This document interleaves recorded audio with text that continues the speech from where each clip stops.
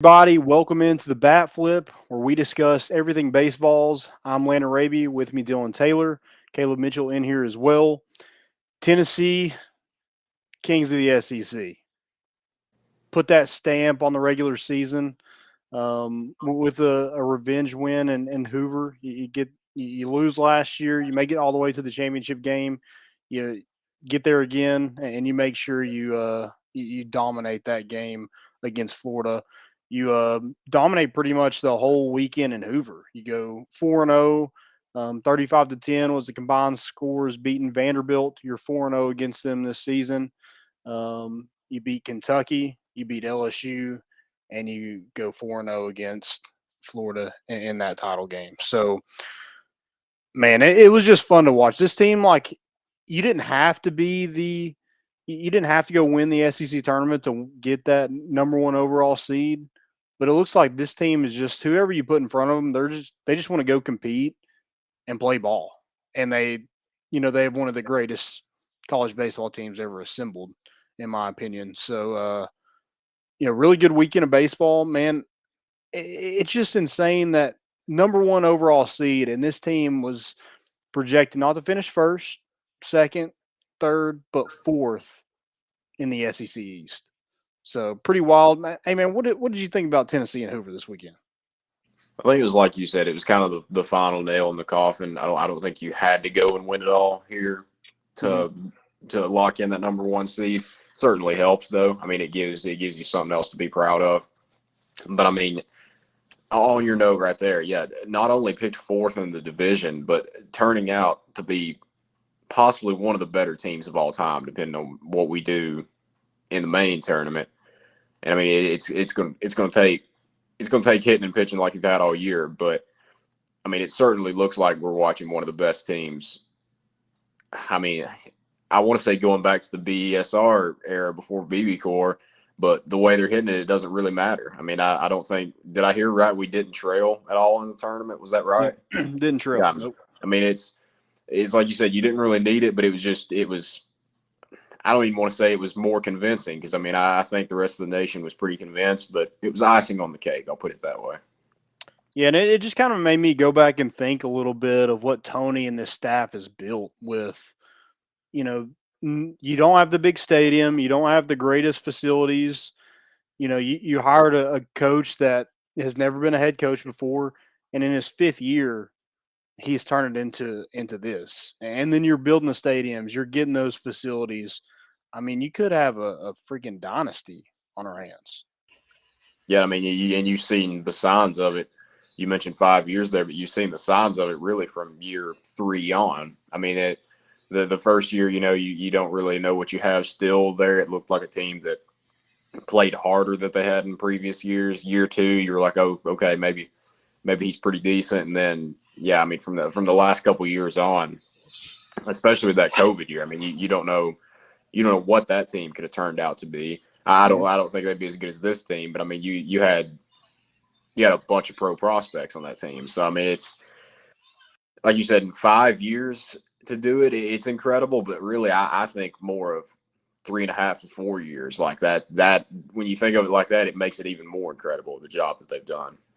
Yeah, and that's fair. I mean, let's be honest. If you're probably listening to this show, 9 out of 10 of y'all probably were not fans of or even went to a baseball game until maybe last year or even the year before. But man, those Serrano years, I mean that's about as far as I can remember back. But I mean, there was no one in the stadium, and now you're filling up midweek games. I mean, you can't get a ticket for under $400 for this weekend for the regionals. So it's just insane what they've done with this program, and man, I can't wait to. I mean, I'm thinking dynasty. That's the like where you can only. It's just going to be the exact same thing every year. I mean, you got the transfer portal that you're going to take full advantage of, like you did last year. You got some guys that you can develop, and you've proven this year. Hey, if we lose guys to the draft, hey, we got some dudes behind them too because we recruit our butts off here. and not just Vitello. I mean, me personally, as long as Frank Anderson's on the staff, as long as we can keep him, I mean, I don't see a time when our pitching's not going to be dominant. Because I mean, he's proven that he could do it with guys that he kind of inherited. He's proven that he's done it with guys. He can do it with guys that aren't as highly rated. Now you see he's getting the guys that are coming in as studs already, and then you're on top of that, you're allowed to get transfers now that know they're studs and know they shouldn't be at the level that they're at, that they can freely come in now. I mean, it's the success, like the record sells itself, but having a guy like Frank Anderson too, I don't think. I mean, if you listen to a broadcast, he gets mentioned quite a bit. You know, they'll bring up good arms from the past that he's helped develop. But I think it's very underrated how much he means to this team's success, this program's success. So, I mean, the talk's always going to be, you know, can we keep Tony? Is he going to get his stadium improvements? Is this going to happen? Is this going to happen? But I mean, I guess I've waited all year to do it, but this is my give credit to Frank Anderson show. Yeah, absolutely. And I want to give a shout out to Elander too. I mean, he's done a phenomenal job, you know, getting that offense the way that it is. I mean, the ERA and the pitchers, the prospects, that speaks for itself. But the home runs and, you know, just the way guys have developed their swing. You know, I mean, look at Trey Lipscomb, look at Jarrell Ortega. I mean, it's insane. Caleb said it best head coach on the staff, in my opinion. Well, I mean, remember, Landon, we do play in a little league stadium, so let's calm it down a little bit. I mean, anybody could hit a bomb out of there, apparently. Yeah, it works both ways, but we still lead the country in ERA, so that doesn't make any sense. And then you go down to Hoover and treat it like a little league park too. So I mean, Blake Burke made it look like he was back in the little league. So I guess we just play on small parks is the going thing. Yeah, well, let's get to that. Drop your questions in the chat if you have any or comments. You can make fun of us too if you want to. Who had the better bat flip, Blake Burke or Drew Gilbert? Blake Burke. I mean, he is if you do it like Ken Griffey Jr., if you look anything remotely close to that, I'm gonna love it. 2, if you do it, I mean, he flipped his bat in his swing. I mean, it's the backswing, but he never stops moving and just sent it down the first baseline. Maybe it's because we've seen it. Maybe it's the you don't want to say the shines wore off with Drew, but we've seen what he can do bat flip wise. I mean, there's a little bit of inspiration with the show here with Drew Gilbert. So I mean, it's good to know that Blake Burke's going to carry the tradition on. Right. Drew's got 9 of the top 10. And the number 1 is still Wright State last year, but Blake Burke absolutely. Yeah, he'll have plenty more to try to get in that list during his Tennessee career for sure. Yeah, Tennessee dominates in Hoover. They get the brooms out. They just sweep it up. I was a little nervous because I was like, you know, what really do we have to play for? And not that I underestimated this team, but I'm like, I feel like Vanderbilt's a really good baseball team, but they just don't show it. I just don't understand. So I was a little bit nervous about our draw getting Vanderbilt first, but man, we just dog stomped them 10-1. My main thing is what really keeps me going is I hope that all the players and coaches in their dugout first turn on the Vandy Whistler and then turn on themselves because of the Vandy Whistler. It would bring me nothing but joy to see him tear down the very thing that he loves the most in this world just because he can't shut up like that. Yeah. That would the irony in that is one thing, but I mean I would laugh for days about that. Yeah, and I was worried about the weather being an issue because you know I feel like it was an issue against Kentucky when we went up to Lexington. So I was just a little nervous about it. We had a long time off. You know, games kept getting pushed back. We played LSU at 11:10 p.m. Eastern time, and that game didn't get over until 2:30, something like that. It was insane. So it was just a really good weekend. Tennessee just dominated. You know, I'm excited for this regional. I feel like I feel like Georgia Tech and Campbell is a really good are two really good teams, but you're going to get really good teams in a regional. Like that's just the way that it is. I think Tennessee got a good draw with Alabama State, somebody that just barely got into the tournament. I think they had to beat Southern in the SWAC title game, like 8-7 in 14 innings. So, they had to go a long ways just to get in the NCAA tournament. So I like Tennessee's chances in this regional. And also when you're packing it out and it's going to be full of orange, I just have a hard time believing that Tennessee doesn't make it to supers. Yeah, I mean, Campbell's already kind of stoking the flames a little bit. I don't know if you saw their tweet about the only correct shade of orange. I mean, that for one thing, your mascot's a camel. Like Yeah, don't get me started there. It's pretty cool, but it's pretty lame at the same time. I don't know why it's the recurring theme. I don't know why any other team would try to poke the bear with this Tennessee team. I mean, you've seen it tried and true multiple times now that's just not a good idea. And before you're even in Knoxville, you're already starting it. That's why I think Georgia Tech will be the primary competition or the second best team in this division. I know they got a couple of good players, so to me, it's really Georgia Tech. Just make sure you take care of business there. But I mean, I don't see a Wright State situation like last year. Now, I mean, if you ask me going into that game, would I have seen that? No, probably not. I mean, they were a good team, obviously, but I don't see that happening again this year. Yeah, I just think with how dominant we're as healthy as ever with our pitching rotation, our bullpen, even our lineup. Yeah, I mean, you saw Jared Dickey get a hit against was it Kentucky the other night? He got an at bat and a hit. So you're getting guys back. Blade Tidwell looks like he's back to his normal self. So we're playing our best baseball right now, and I think I don't even know if we peaked. Like to peak, you have to have like I don't know valleys in that. But I just think Tennessee's played pretty steady, pretty much the whole season minus the Kentucky series.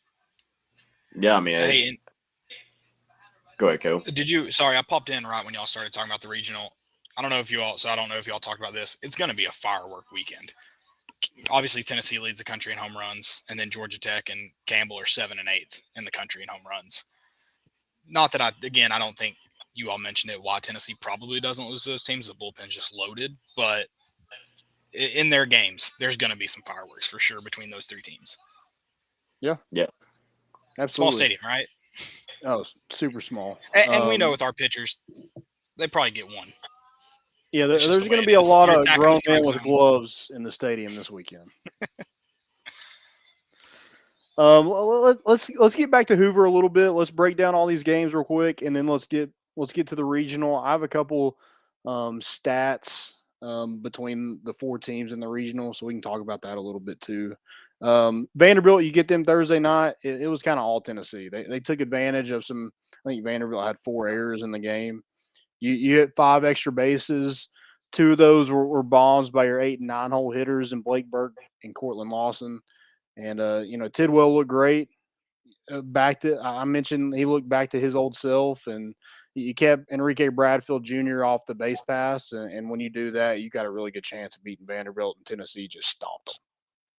Yeah, it's still weird to me. I mean, I know Vanderbilt wasn't what they have been this year, but it's weird to see them just be beaten. Like, I mean, they'll lose games from time to time over the past few years, but I mean, they did not look like Vanderbilt. That's, and you wonder how much of that is them having a down year. You wonder how much of that is Tennessee just being a ton better, and you also wonder that third element of it being to Tennessee for Vanderbilt. Like they've always kind of been, I don't say always, but they over the recent past 10 to 15 years. I mean, it's been Vanderbilt, not only in this state but around the country, really. So it's you kind of have to wonder how much that plays into their mind of not only are you going in and getting some of the best prospects from the mid-state that were Vandy kids up until the past couple of years, but now you're seeing the shift on the field too. So Mhm. you've kind of wondered, hey, you know, they're starting to get some guys. Is the shift ever really going to happen? And I think not only have you seen it happen now, but I think everybody's kind of wondering now that it's happened, is this the new normal? And I think it is. Yeah, I think Tony Vitello's face is definitely keeping Tim Corbin up at night. Yeah. Little worried about that. And Then you get Van Horn too. absolutely, yeah. Where is Arkansas this weekend? I didn't even see them. Did they even stay very long? I know they're. Did they even get a not- hotel room? They weren't there very long. So Well, their radio host in Arkansas, or an ESPN guy in Arkansas, called their catcher like a disgrace and couldn't wait for him to be out of the program and got suspended from radio. So it's all going really good. oh, in he got Fayetteville. suspended. I'm glad. Good for him. He got told he would be taking some time off from work, and I assume he's probably not going to Cabo. So, Interesting. I was today years old that I found out Arkansas had a radio station. So I didn't know Arkansas had technology. exactly. So you get LSU on Friday. You win that one 5-2. I mentioned that late game start. Two really good lineups. Jordan Beck got things going with the triple. Scored on a wild pitch in that inning, and made a beautiful play out and right. That was a big league play. This game worried me more than when you knew it was probably going to be Kentucky. The LSU, I think out of any of the opponents that it was possible that we were going to face, LSU kind of did worry me because, I mean, we saw last year that with the number of good young guys that they have, that they're going to be a problem for anybody that they play, and that'll still be true too, probably. But I mean, guys like Cruz and Trey Morgan, that was the one where I was like, you know, yeah, you want to win it all, obviously. If there is going to be a slip up, it's probably going to be that game. So I don't want to say I knew we were beating Kentucky then, but with what happened previously, I knew once we were through LSU, I was like, okay, I think we probably got a pretty good shot at this. Yeah, for sure. Chase Dolander pitches that game and is just phenomenal. Pitches 6 2/3, 4 hits, 2 runs, 1 earned run, 2 walks, and 9 Ks. And that's not easy against. You mentioned Dylan Cruz and Trey Morgan. I mean, that lineup is full of dudes. Cade Doty, I'm Dugas is another one, I think. So they got some guys on that team that can really swing it. And for him to have 9 Ks and only give up 4 hits and that many innings, that's pretty impressive. I mean, he just looks like the most dominant pitcher in the country. Yeah, I mean, like you said, against the lineup that, I mean, from their starting lineup, you could have, I'm thinking of 4 pro players out there. I mean, obviously Cruz and Morgan look like they're going to be. And, I mean, they're pitching, too. I mean, they're kind of young there. But every time I think LSU pitching, I think of the Blake Money kid from the Little League World Series. And every time I see him, it cracks me up because I remember watching him there. But, I mean, it's a team that, yeah, it's –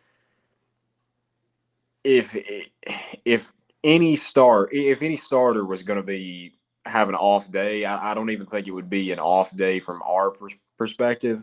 I think it would be you got beat by a team that really knows how to hit the ball. Kentucky, I mean, it kind of seemed like they kind of had the Cinderella run a little bit, so you kind of wondered, would it keep going? Would it not?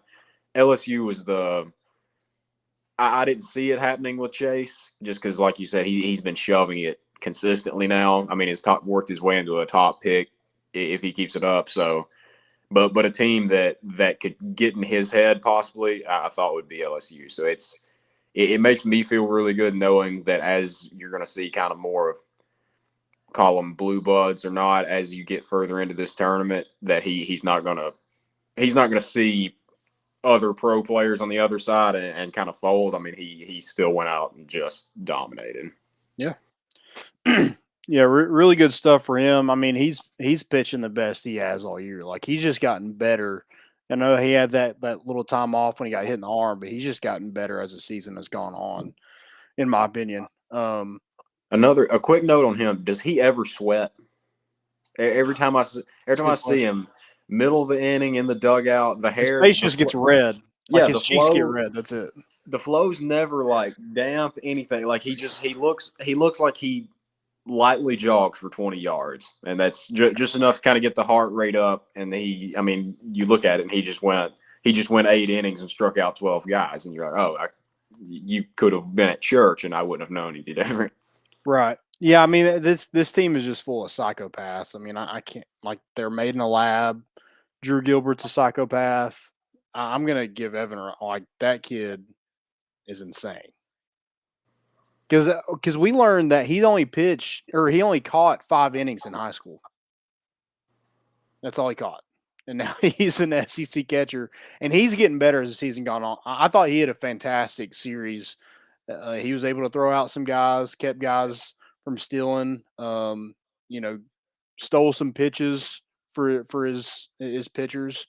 Really, really set that and got it out of the zone right, and framed it really well. So I think he's, I don't know, like, what professional scouts are thinking about him, but it's got to be something that, like, hey man, we could work with this kid for a few years and get him and get him prepared. Cause I mean, the bat's there, the athleticism is there. I just think he just needs more game under his belt as a catcher.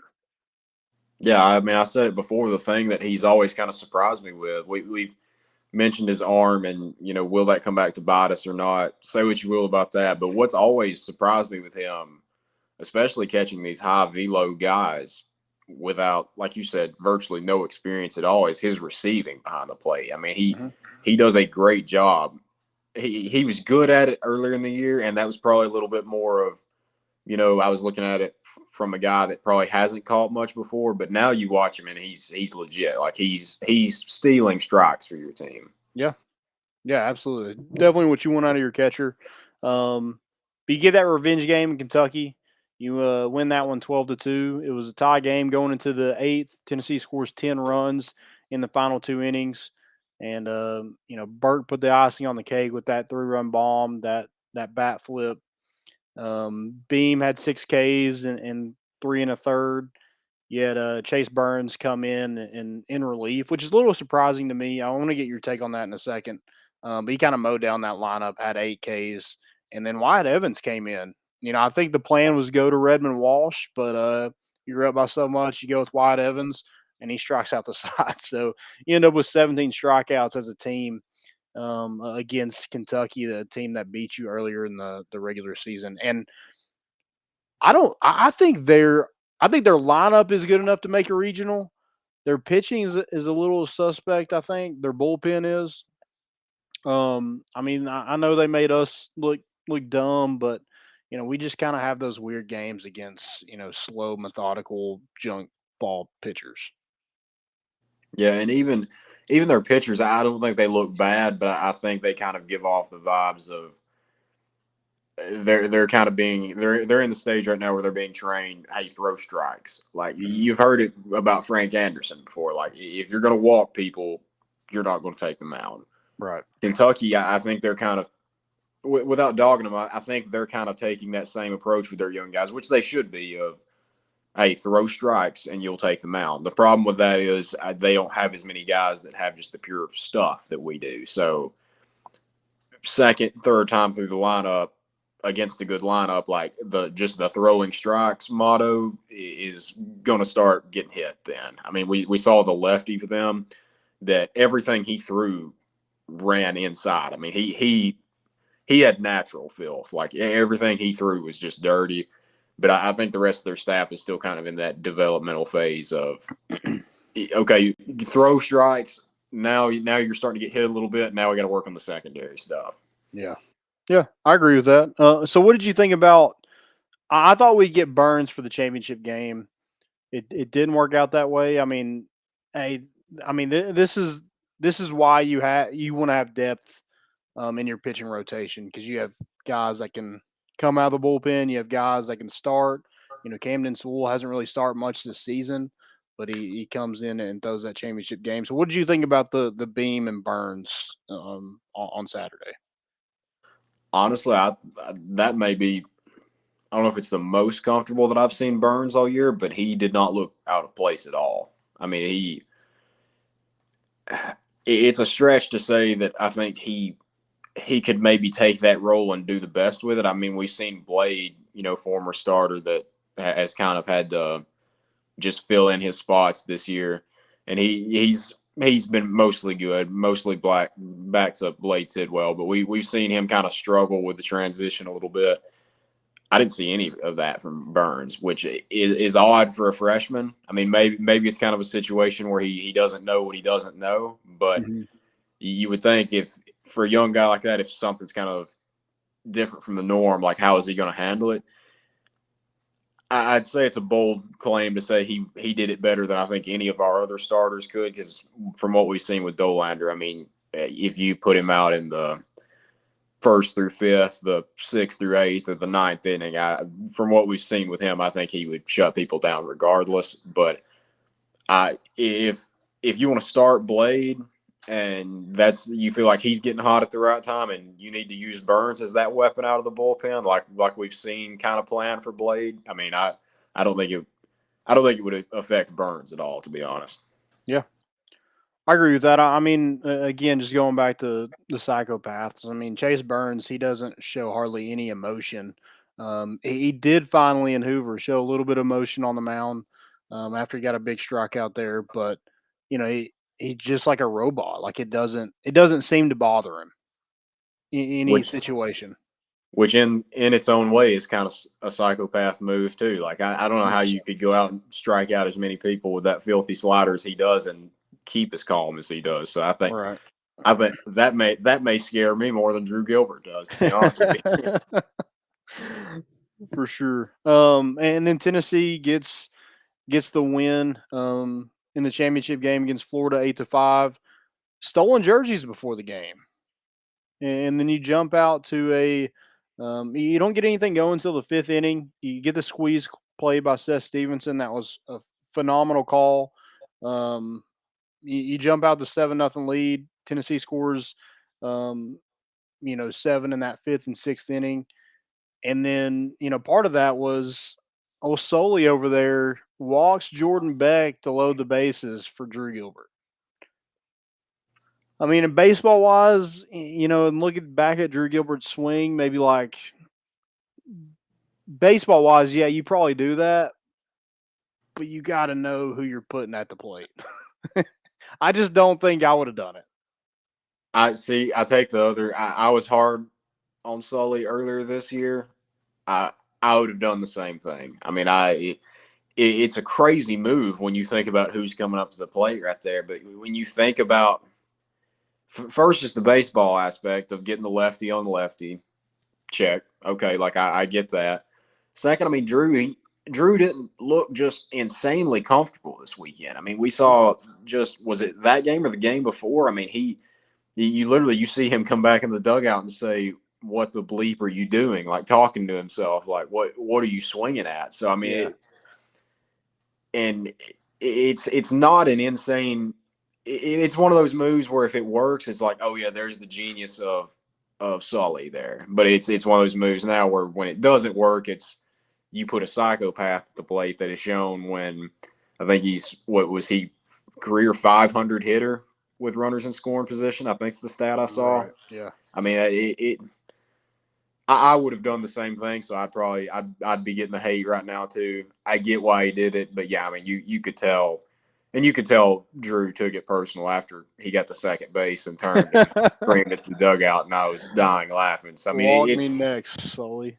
Yeah, it's one of those moves where I mean, it was probably a little overblown in the hype of the moment there. I get it, but yeah, it's also like if you ask me the same thing of who in the Tennessee lineup do you not want to make angry, it's Drew Gilbert. So I mean, it's a double-edged sword there.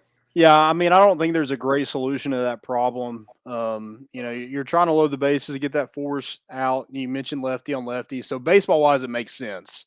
But yeah, I will give Sully credit on this. He knew Tennessee struggled with the slow, methodical pitchers, and he just went to a guy who has barely pitched this year, but he's slow. throws a lot of junk. It's going to make Tennessee chase because they're going to get frustrated that it is so slow. And he looked good for the first couple innings, first 5 innings. And then during that 5th inning, I mean, it was just yikes. And you had some frustration going on. You get a triple by Cortland Lawson in the 3rd with no outs and can't get anybody in. But it didn't seem to affect Tennessee that much. They came out in that 5th inning with their hair on fire. Drew Gilbert's already frustrated with himself. You get a competitor like that. From my point, I'm thinking like, oh, he's doubting Drew Gilbert. And I don't think you want Drew Gilbert thinking that you're doubting him. And the reason I don't know if that's the smartest move I'd make. His response in the moment to it if you go back and look at this Drew Gilbert compared to when he was a freshman, that shows just how much he's matured too in terms of his approach to the plate. Because I mean, we saw it when he hit the grand slam last year in the regional. I mean, the swing before that, he takes one of the biggest cuts you'll ever see from a batter's box. Now the next one, he connects on it and hits it completely over the parking lot back there where I hope my windshield doesn't get busted out when I park there. But, I mean, this time you see he's going to swing hard regardless, but you saw him step up this at-bat, and it got to the point in the at-bat where he knew, okay, you got to put something in play, yeah, but knowing that he can hit it hard and put it in play at the same time, and he doesn't have to go up there and just swing out of his shoes, and you hit a one-hopper over the left fielder's head, who didn't play it great, but, I mean, that would have been a tough play regardless. That was the most impressive thing to me, was seeing how he probably would have approached that at bat as a freshman compared to now, and a likely probably first round MLB pick is if I was a scout, seeing that maturation process right there would be the most impressive thing to me. That would sell me on him, despite the fact that he is a psychopath, which I would love even more. Oh, 100%. He's going to put people in the seats. Yeah.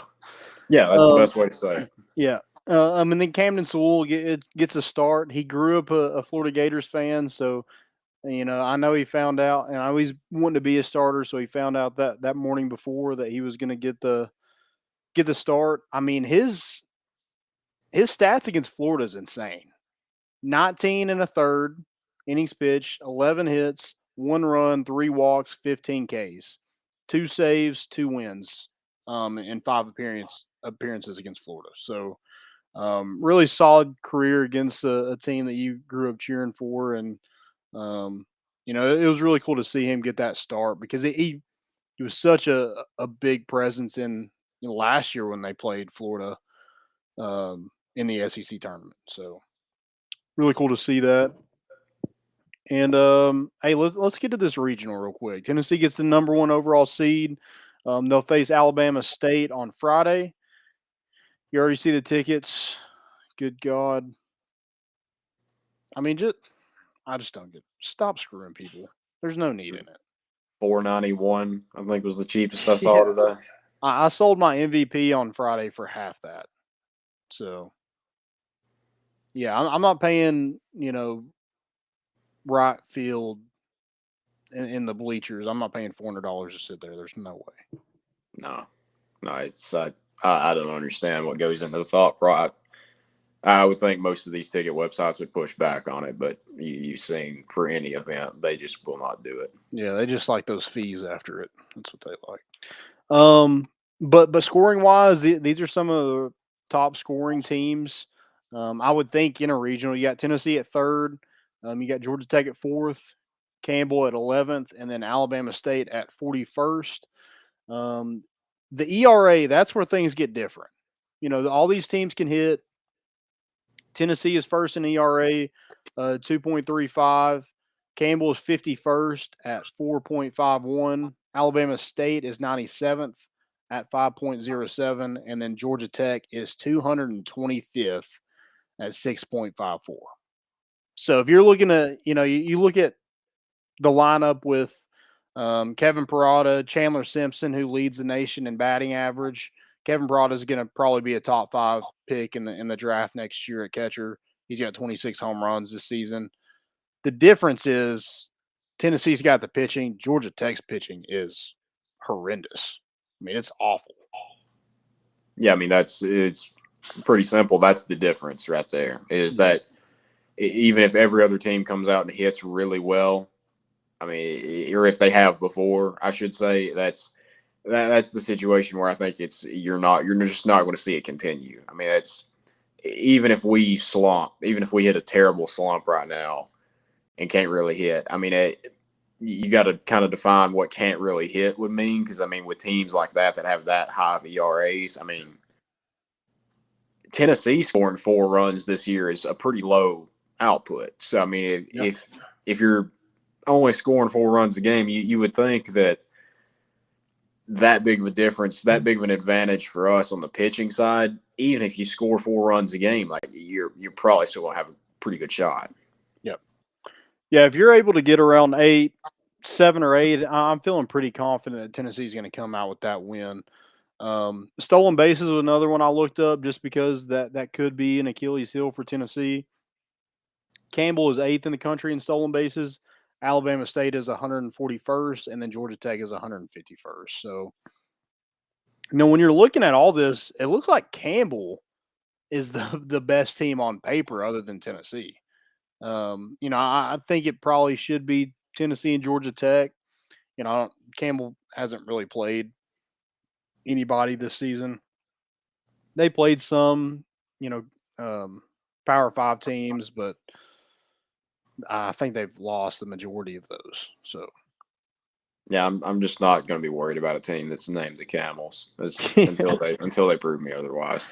Right. And so Tennessee gets the SWAC champs on Friday, who won 3 games in their conference tournament by 1 game.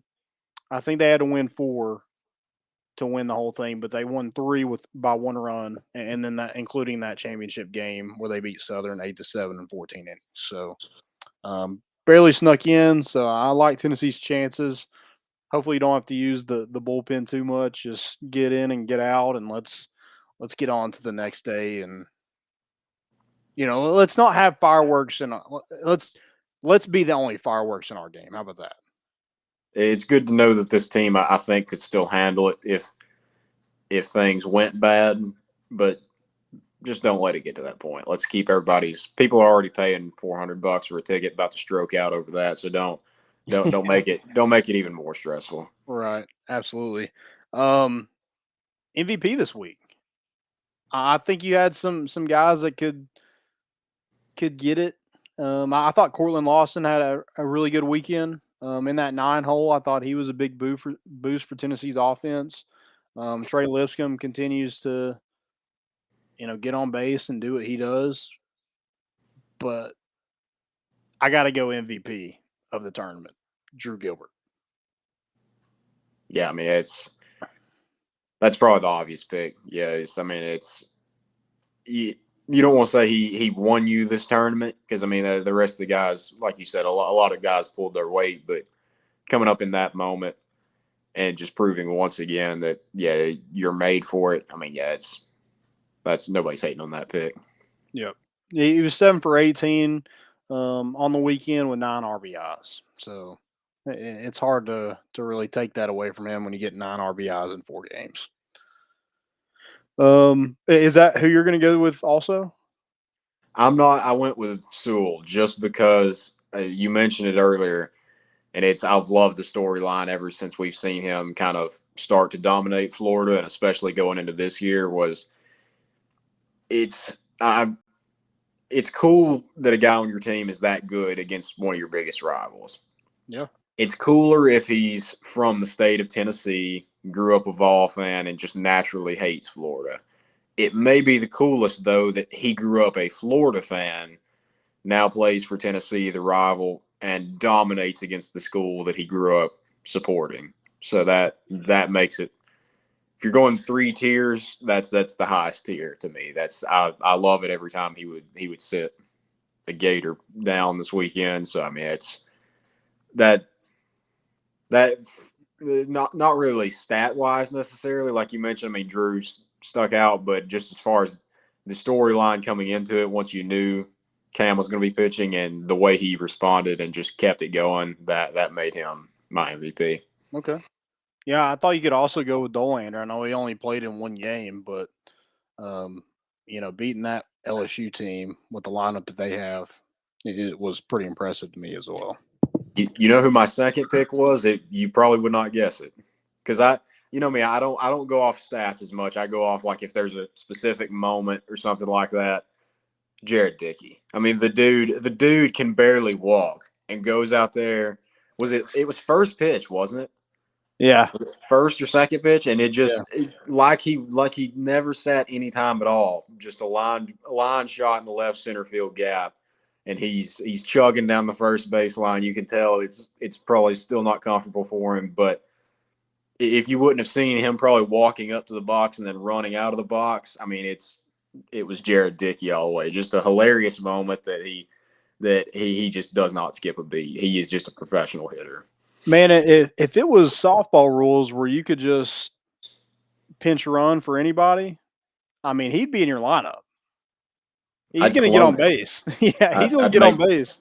1 through 9, Jared Dickey. Yeah, absolutely. Well, that's all I got. You got anything else? You excited for this weekend? All good here. Ready to see it. Yeah, let's get it. All right, guys. Well, appreciate y'all listening. That's all we got. I got one last quote for you, and you can use this. This is Tennessee. Let the dogs bark. The lion is still king. There you go. Quote of the day. Thanks for listening again. Regionals this weekend. Don't go off those third-party sites. Just go on Facebook or something like that. Good Lord. Again, go Vols.